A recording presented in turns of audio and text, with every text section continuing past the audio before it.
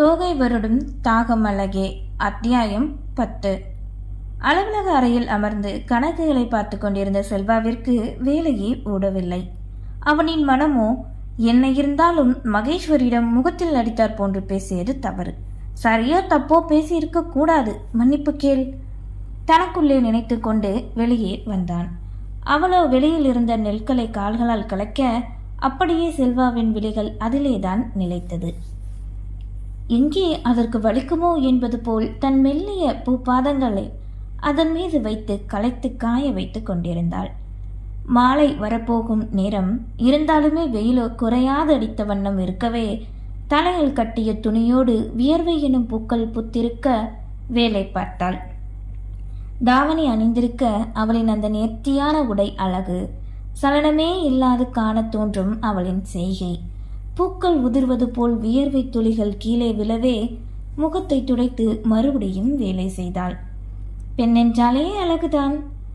அதான் எந்த நொடியும் எந்த உடையிலும் அழகாக தெரிகிறார்களோ.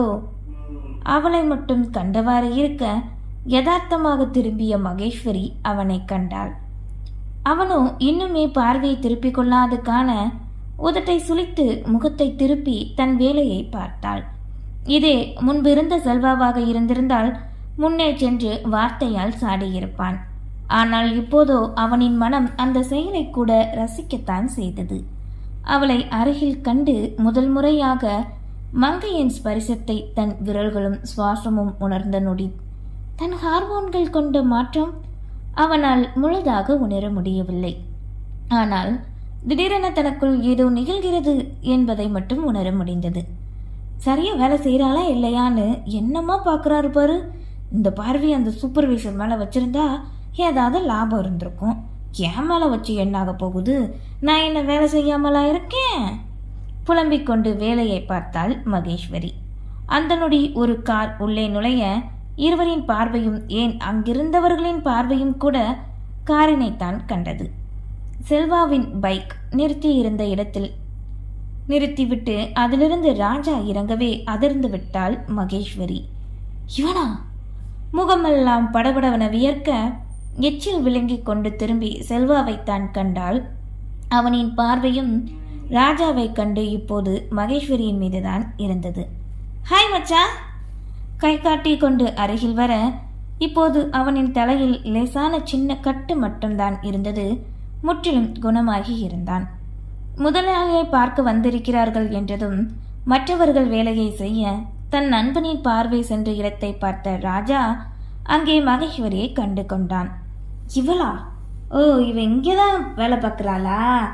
என் அடிச்ச உன்னை அவ்வளோ சீக்கிரம் விட்டுருவேன் நினைச்சியா? எப்ப என் பிடியில நீயா வந்து சிக்கிக்கிட்ட.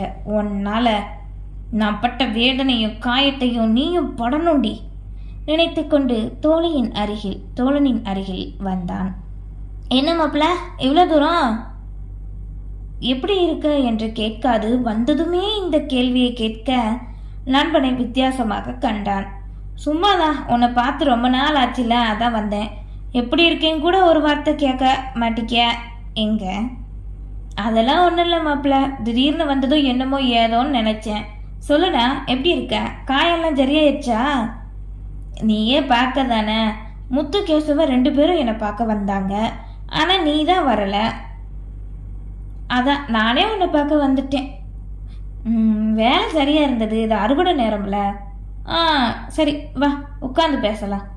ரூம்குள்ளே வா, போகலாம். ஏன் இங்கே இருந்தா என்னடா?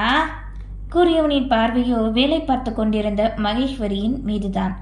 அடிப்பட்டாலும் இவன் திருந்த மாட்டிக்கானே, இவனை வச்சுக்கிட்டு என்ன பண்ணுறது? உள்ளுக்குள் புரிந்தான்.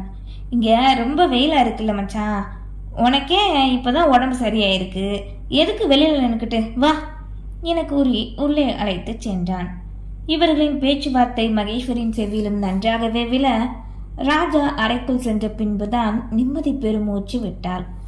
அதைவிட எங்கே தான் அடித்து செத்து விட்டானோ என பதறிக்கொண்டிருந்தவளுக்கு இன்று உயிரோடு கண்டதும் நிம்மதிதான். இருந்தும் இவனிடம் கவனமாக இருக்க வேண்டும். அவ இங்கேதான் வேலை பார்க்குறா போல, சொல்லவே இல்லடா. உள்ளே வந்ததும் அந்த கேள்வியைத்தான் கேட்டான். வேலைக்கு ஆளுங்க தேவைப்பட்டது. அப்பா கிட்ட வேற வட்டிக்கு பணம் வாங்கியிருக்கால, அதான் வேலைக்கு சேர்த்துட்டேன்.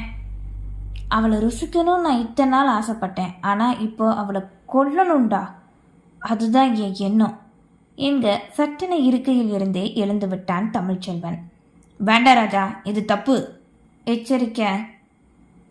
அவளை பற்றி பேசினா உனக்கு என்னடா? வலியும் வேதனையும் அனுபவிச்சதுதான். உனக்கு இது நடந்தா நீ சும்மா இருப்பியா? சொல்லு. நான் ஒன்று எந்த பொண்ணையும் தொட நினைக்கல, அதுவும் கீழ் ஜாதி பொண்ணு. உன்னோட இந்த ஒரு எண்ணத்தை நினைச்சா எனக்கு ஆத்திரமா தான் வருது. என் நண்பனா இருந்துக்கிட்டு இப்படி பண்ண உனக்கு எப்படிடா மனசு வருது? வேண்டாம், பட்டது போதும். உன் எண்ணத்தை மாற்றிக்கோ, அதுதான் உனக்கு நல்லது. டேய், நான் உன் நண்பன்டா.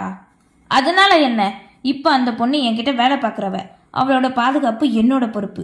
என்னை மீறி இந்த இடத்துல உன் நிழல் கூட படக்கூடாது.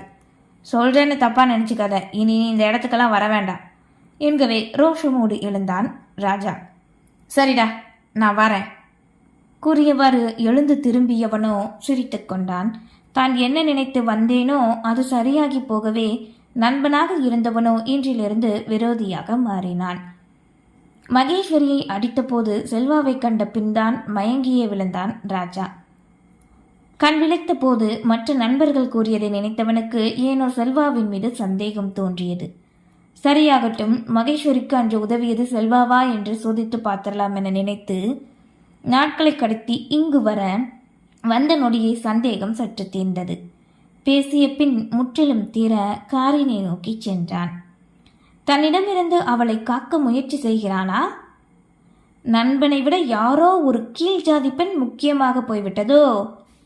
வெற்றி புன்னகை வீசி காரினை மகேஸ்வரியை கண்டவாறே திருப்பினான். வெளியே வந்து வாசலில் நின்ற செல்வாவின் பார்வையோ மகேஸ்வரியின் மீது இருக்க, அவளின் பார்வையும் அவனின் மீதுதான். சூப்பர்வைசர் தவறே செய்தால்தான் சரியான ஆதாரம் இல்லாமல் கையும் களவுமாக பிடிக்க முடியாதல்லவா? முதலில் இங்கு என்ன நடக்கிறது என்பதை தீவிரமாக கவனிக்க வேண்டும். மகேஸ்வரி கூறியது உண்மையாகவே இருந்தாலுமே எப்படி மற்றவர்களின் முன்னிலையில் அவரிடம் பேச முடியும்? இதனால் தான் இல்லாத நேரத்தில் அவளுக்கு தானே பிரச்சனை நினைத்தே உலா வந்தான். நாட்கள் கடக்க உலகநாதனோ கூறியது போல் அந்த இடத்தினை ஹரியின் பெயரில் எழுதி கொடுக்க நினைத்தார். அதற்காக அன்று சாட்பதிவாளர் அலுவலகம் வந்திருந்தனர். உடன் சாட்சி கையெழுத்து போட உலகநாதன் இருவரை அழைத்திருந்தார். தம்பி, நீங்க சொன்ன மாதிரியே அந்த இடத்த உங்க பேருக்கு எழுதி தரேன். எப்போ வீடு கட்டுற வேலையை ஆரம்பிக்க போறீங்க? அதுக்கு நீங்களே வாஸ்து நாள் பார்த்து சொல்லிடுங்க. நீங்க பார்த்துட்டா போச்சு என்றதும் அவர்களை உள்ளே அழைக்க அனைவரும் சென்றனர். பின் பத்திரத்தை அங்கிருந்தவர் வாசித்து காட்டி ஹரியிடம் கொடுத்து சரிபார்த்து கொள்ளுங்கள் என்கவே வாங்கி படித்து பார்த்தான். உங்க சம்மதம்னா எந்த விலங்குமும் இல்லைன்னா கையெழுத்து போடலாம் என்ற நொடி ஹரி கையெழுத்து போட்டான். அதன் பின் உலகநாதன் மற்றும் வந்தவர்கள் சாட்சி கையெழுத்து போட பத்திரம் ஹரியின் கரங்களுக்கு வந்தது. ஒரு நொடி விழிமூடி அதனை தன் கரங்களில் அழுத்த பற்றியவனோ அவன் அறியாது கலங்கிய விழிகளை மற்றவர்களுக்கு காட்டாது உள்ளுக்குள் இழுத்து கொண்டான். அவன் வெற்றிக்கு கிடைத்த முதல் படி அல்லவா? உலகநாதனோ அவனின் முகத்தை கண்டுவிட, என்னாச்சு மாப்பிள்ள, முகம் ஒரு மாதிரியா இருக்கு என்று உரிமை பேச்சுக்கு மாறினார். ஒன்றும் இல்லை, முறையாக சொத்து வாங்கினல, அதான் வாங்க போகலாம் என கூறி கிளம்ப, ஏதோ உழைச்சி வாங்கின மாதிரி என்கிட்ட இருந்து தந்திரமாக புடுங்கினது தானே உலகநாதன் மனதுக்குள் நினைத்து கொண்டு அவனோடு கிளம்பினார். அந்த வார நிச்சய உடைகள் எடுக்க வேண்டும் என்பதால் அனைவரிடமும் முதலிலே கூறியிருந்தார் உலகநாதன். இன்னும் ஒரே ஒரு தேர்வு மட்டும்தான் நந்தனாவிற்கு இருக்க குடும்பத்தாரோடு சங்கரங்கோவிலுக்கு உடை எடுக்க கிளம்பினாள். நான் எதுக்கு, நீங்க போயிட்டு வாங்க என கூறிய செல்வாவையும் விடாது இழுத்து கொண்டுதான் சென்றனர். டவுனில் இருக்கும் ஜவுளிக்கடை முன்னே வந்து இறங்க அவர்களுக்காகவே காத்திருந்தான் ஹரிகரன். அவனை கண்டதுமே இறங்கிய நந்தனாவிற்கு வெக்கம் தாங்க முடியவில்லை. சட்டென தலைகுனிந்து கொண்டால் அவன் இங்கு இருப்பான் என்பதை எதிர்பாராது இன்ப வெள்ளத்தில் மூழ்கித்தான் போனாள். தமயந்தியோ நலம் விசாரிப்பு படம் நடத்த செல்வாவும் தங்களின் வீட்டு மாப்பிள்ளையாக வரப்போகிறான் என்பதால் மட்டுமே பேச்சு கொடுத்தான். ஏற்கனவே தந்தை தன்னிடம் கேட்காமல் சொத்தினை கொடுத்த கோபத்தில் தான் இருந்தான். அதைவிட அவனை வைத்தே ஒரு சில நேரங்களில் தன்னை மட்டும் தட்டுவதாக மனதில் நினைத்து கொண்டான் செல்வா. அனைவரும் உள்ளே செல்ல ஹரியின் பார்வையோ நந்தனாவின் மீதுதான் படிந்தது. உண்மையிலே தன்னை நேசிக்கிறானா அல்லது அவளின் தந்தை கூறியதால் சரி என்று கூறினாளா என்ற கண்ணோட்டத்தில் தான் கண்டது அவளின் செய்கை. வெக்கம் தயக்கம் அனைத்தும் காண்கையில் மனமோ சற்று நிம்மதி கொண்டு நேசமோடு காண ஆரம்பித்தது. ஏற்கனவே மறைமுகமாக கூறிவிட்டேன், நேரடியாக இன்னும் தன் விருப்பத்தை அவளிடம் கூறவில்லையே என்று அவன் நினைக்க அதே போல் அவளும் நினைத்தாள். அதே நேரம் ஆட்டோவில் இருந்து மலர்விழியின் குடும்பத்தார் வந்து இறங்க அப்போதுதான் நேரில் தன் அண்ணியை கண்டாள் நந்தனா. மன்னிச்சிருங்க, வர கொஞ்சம் லேட் ஆயிடுச்சு. மலர்விழியின் தந்தை கூறவே, நாங்களும் இப்போதான் வந்தோம். இவ தான் எங்கள் பொண்ணு, இவர் தான் எங்கள் மாப்பிள்ளை என்று இருவரையும் அறிமுகப்படுத்தி வைக்க இன்முகமாக உள்ளே நுழைந்தனர். மலர்விழியின் பார்வைதான் செல்வாவின் மீது இருந்ததை தவிர அவனோ துளியும் கூட காணவில்லை. மற்றவர்களை எப்படி பார்த்தானோ அதே பார்வை. தன் அண்ணியிடம் வாயோயாத சந்தோஷமாக நந்தனா பேச அவளின் மகிழ்ச்சியை உள்ளம் உருக ரசனையோடு கண்டான். அனைவரும் சேர்ந்து புடவை எடுக்கவே, நந்தனாவுக்கு மாப்பிள்ளை வீட்டு சார்பா நானே தானே எடுக்கணும், நானே பார்த்துக்கிறேன் எங்கவே. சரிங்க மாப்பிள்ளை, உங்க விருப்பம். நந்தனா, நீ வேணா மாப்பிள்ளை கூட போய் 2 பேர் பிடிச்சதை பார்த்து எடுத்துட்டு வாங்க என உலகநாதன் இருவரின் பார்வையை வந்ததிலிருந்தே கவனித்து கூறினார். சரிப்பா என்ற நந்தனா எழவே அழைத்து கொண்டு சென்றான் ஹரி. தன் மகனுக்கு இந்த திருமணத்தில் இன்னமுமே முழு ஈடுபாடு இல்லை என்பதை முகபாவனையில் கண்டுவிட்டார். திருமணம் முடித்து வைக்கலாம், பிறகு அவர்களே பார்த்து கொள்வார்கள் என்று மகனை அவன் போக்கிலே விட்டுவிட்டார். நந்தனா சற்று தள்ளி அமர்ந்து அவளின் வருங்கால கணவனோடு உடையெடுக்கவே அவளின் முகத்தில் இருந்த ஆனந்தம், இதில் விரைய புன்னகையோடு பேசும் விதத்தினை மனதில் ஏக்கமோடுதான் கண்டாள் மலர்விழி. டேய், உன் பொண்டாட்டிக்கு இந்த புடவை எப்படிரா இருக்கும்? தமயந்தி மருமகளின் மீது வைத்து மகனை பார்த்து கேட்க, எனக்கு என்னம்மா இதை பற்றி தெரியும், எதை கூப்பிட்டீங்க வந்தேன், நீங்களே பார்த்து எடுங்க என கூறி அங்கிருந்த இருக்கையில் அமர்ந்து கைபேசியை நோண்ட ஆரம்பித்து விட்டான். அவன் கிடக்கான், நீ பாருமா எங்கே அவளுக்கு மனம் இருந்தது. கடமையின் கதியாக ஏதோ ஒன்றை காட்டி தலையசைத்து கொண்டிருந்தாள். இங்கே அரக்கு புடவை ஒன்றை எடுத்து நந்தனா தன் மீது வைத்து, எப்படி இருக்குங்க ஆசையோடு கேட்க, தேர்வு செய்கிறது கஷ்டம்தான், உனக்கு எல்லா புடவையும் அழகாக தான் இருக்கு, சொல்லுங்க ஏதாவது.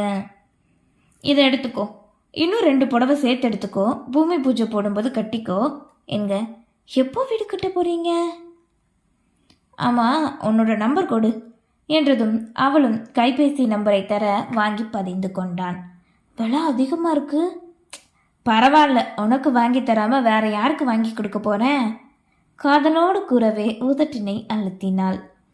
இதுக்கு புடவை எடுத்துக்க போகிறதில்ல, நாம் வேற கஸ்டமர் போய் கவனிக்கலாம், நமக்குன்னு எங்கே இருந்துதான் வராங்களோ நினைத்த பணியாளர் அவ்விடம் விட்டு சென்றிருந்தனர். கரங்களை மென்மையாக பற்றியவனோ, உனக்கு இந்த கல்யாணத்தில் முழு விருப்பம் தானே மெல்ல கேட்க தலையசைத்தாள். என்னை பற்றி எதுவுமே உனக்கு முழுசா தெரியாது, அப்படி இருக்க எப்படி நீ சம்மதம் சொன்ன? தெரியல, என் மனசு உங்களை நம்பினது. என் மேலே உனக்கு என்னைக்கு இந்த நம்பிக்கை இருக்குமா? நான் என்ன பண்ணாலும் நீ என்னை விட்டு போக மாட்டேன்னு எனக்கு சத்தியம் பண்ணு. கேட்டவனின் முகமோ இறுகி போய் இருந்தது. நந்தனாவால் அதனை உணர முடியவில்லை. இருந்தாலும் சத்தியம் செய்து கொடுக்க குற்ற உணர்வு குடிகொண்ட எண்ணம் ஹரிக்கு. நன்றி.